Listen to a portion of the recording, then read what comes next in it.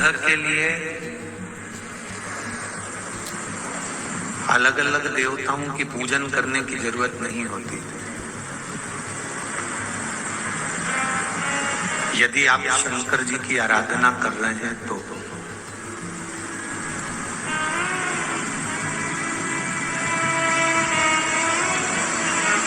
शिव भक्ति में अगर आप डूबे हुए हैं, शंकर जी की आराधना में अगर आप डूबे हुए हैं, शिव स्मरण में अगर आप डूबे हुए हैं, तो फिर ये नहीं कि शनि महाराज के लिए अपन को अलग से पूजन करना पड़ेगी, राहु के लिए अलग से करना पड़ेगी, केतु के लिए अलग से करना पड़ेगी, या बृहस्पति के लिए अलग से करना पड़ेगा, शुक्र के लिए, बुध के लिए अलग से कोई पूजन करना पड़ेगा।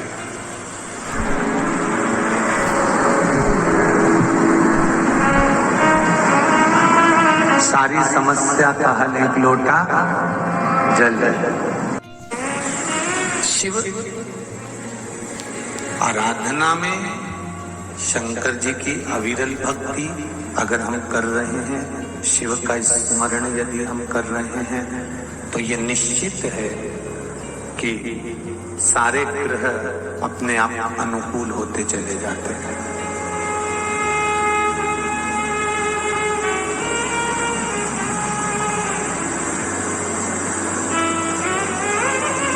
शंकर भगवान का जो शिवलिंग है, उस शिवलिंग को जहां रखा गया है वो माता पार्वती जी का हस्त कमल है। जहां से जल निकलता है उस स्थान पर अशोक सुंदरी, गणेश जी और कार्तिकेय का स्थान है।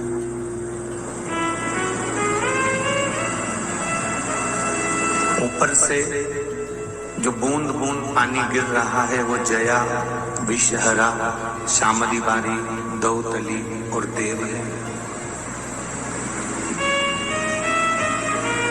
जहां शंकर भगवान का शिवलिंग का जो भाग होता है, ऊपर से लेकर, जैसे ये शिवलिंग है तो ये जो भाग है, इस शिवलिंग का जो ऊपर का भाग है उससे लेकर जो नीचे तक का भाग है, ऊपर से लेकर नीचे तक के भाग में एक एक ग्रह, सूर्य हो, भौम हो,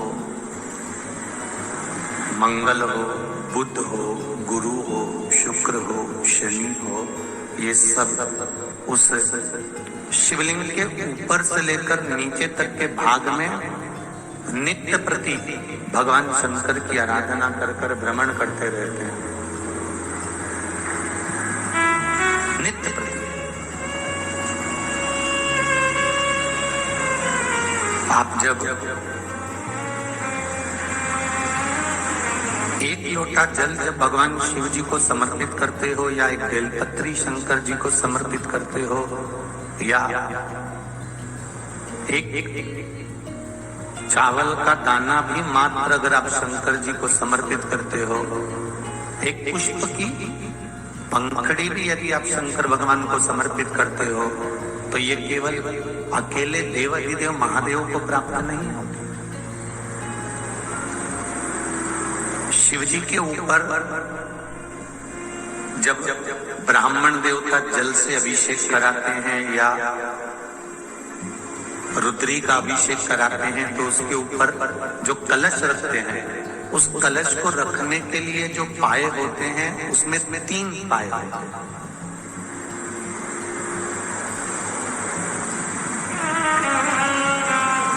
उस 3 पाए के ऊपर कलश रखा होता है और उस कलश में से बूंद बूंद पानी नीचे गिरता रहता है। ब्रह्मा, विष्णु और महेश, ये 3 एक एक बूंद जो पानी गिर रहा है, ये दर्शाते हैं कि हम तीनों अलग नहीं हैं। ये बूंद जो एक एक बूंद गिर रही है, ये हम तीन की एकाग्रता का भाव दर्शाती है। हम तीनों एक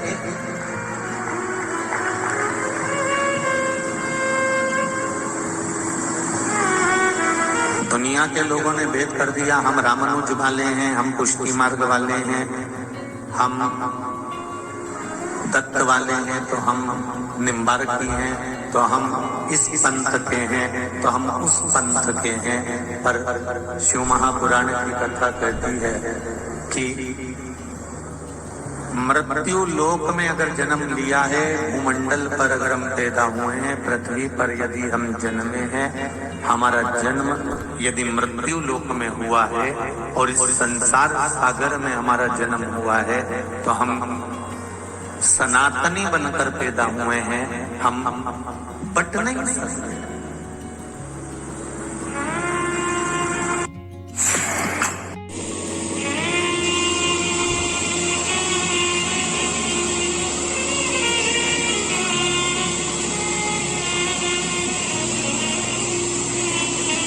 पिंड से जीवन चालू होता है और पिंड पे ही समाप्त हो जाता है। जन्म हुआ तब माता के गर्भ में पिंड के रूप में थे,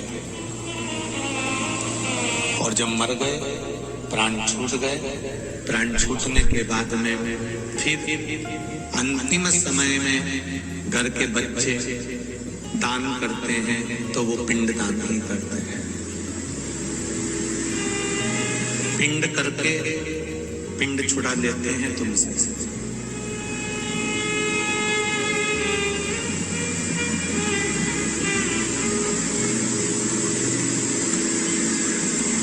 जन्म हुआ तब भी हम शिव के थे, और मृत्यु हुई तब भी हम शिव के हैं।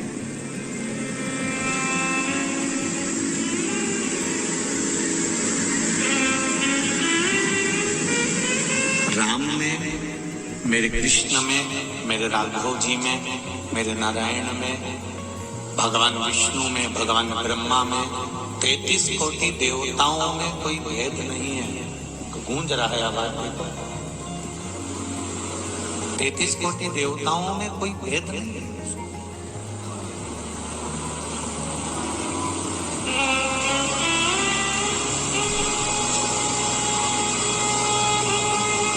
सब एक, और सबकी एकाग्रता एक।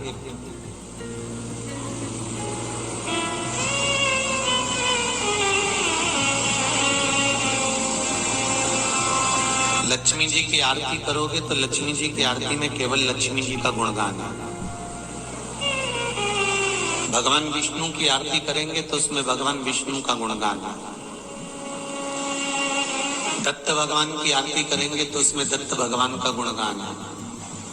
बृहस्पति महाराज की आरती करेंगे तो उसमें बृहस्पति भगवान का गुणगान है। गणेश जी की आरती करेंगे तो उसमें गणेश जी का गुणगान है। राम जी की आरती करेंगे तो उसमें राम जी का गुणगान है। भगवान कृष्ण की आरती करेंगे तो उसमें भगवान कृष्ण का गुणगान है। देवी जी की आरती करेंगे तो उसमें देवी का गुणगान है। संतोषी माता की आरती करेंगे तो उसमें संतोषी माता का गुणगान है। केवल एक देवादिदेव महादेव की आरती ही केवल ऐसी है जिसमें तीनों देवताओं का गुणगान शुरू से लेकर आखिरी तक गाया गया है।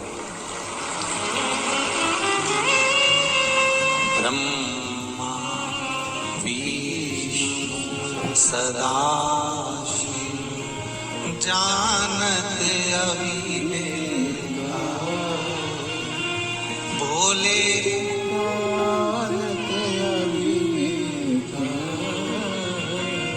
प्रणवाक्षर के ओम अक्षर के मारे यह तीनों ओम जय शिव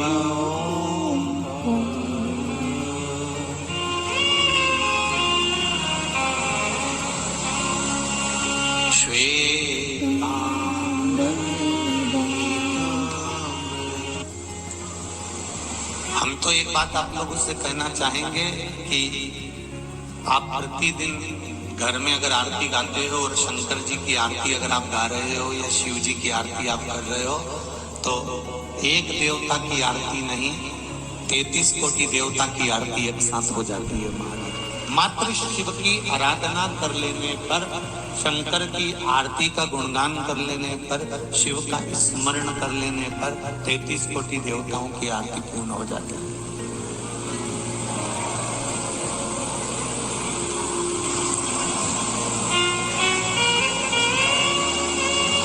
और जब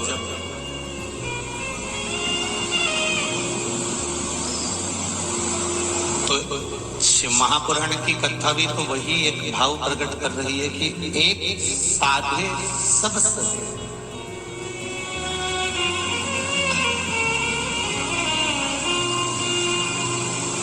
अलग से चंद्रदेव की पूजन करने की जरूरत नहीं, अलग से सूर्य देव की पूजन करने की जरूरत नहीं,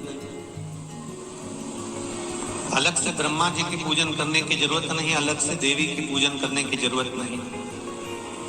केवल एक देवाधिदेव महादेव को हमने जो जल चढ़ाया, शंकर भगवान की जो भक्ति हमने धारण करी, शिव का स्मरण जो हमने करा, भगवान शंकर का गुणगान जो हमने करा, भगवान शिव की अविरल भक्ति में जैसे ही हम डूबे, बस वही भक्ति हमको सब स्थान पर प्राप्त हो, वही भक्ति।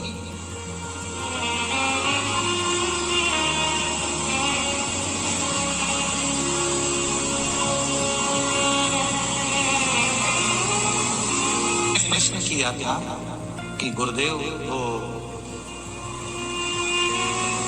अगर शनि महाराज को पूजन करना है या बृहस्पति की पूजन करना है या गुरुवार की पूजन करना हो, बृहस्पति महाराज की या शुक्र देव की या बुध देव की करना हो, तो क्या इनके लिए अलग अलग मंत्रों का स्मरण करना पड़ेगा? हाँ, हमारे शास्त्रों में मंत्र दिए गए हैं। ब्रह्मा जी का मंत्र अलग है तो बृहस्पति का मंत्र अलग है, तो बुद्ध का मंत्र अलग है, तो शुक्र का मंत्र अलग है, पर सारे मंत्रों का अगर निचोड़ है तो आप पंचाक्षर मंत्र का यदि जाप कर लेते हैं, नमः शिवाय, या शताक्षर मंत्र का जाप कर लेते हैं, ओम नमः शिवाय, उतने में फल की प्राप्ति हो जाएगी। एक ओम अक्षर के भीतर, मात्र एक ओम अक्षर के भीतर, मात्र एक ओमकार के भीतर सारे यज्ञ, सारे अनुष्ठान, सारे वेद, सारे पुराण, सारे शास्त्र, सारे ग्रंथों का सार तत्व मात्र एक ओम अक्षर के भीतर छुपा हुआ है।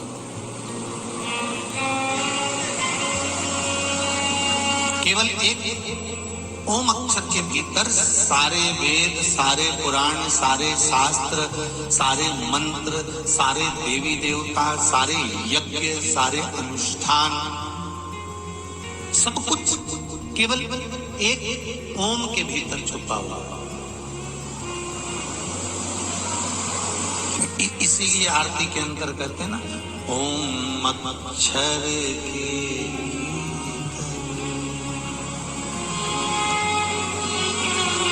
महाराज, ये सब उसके अंदर समाया।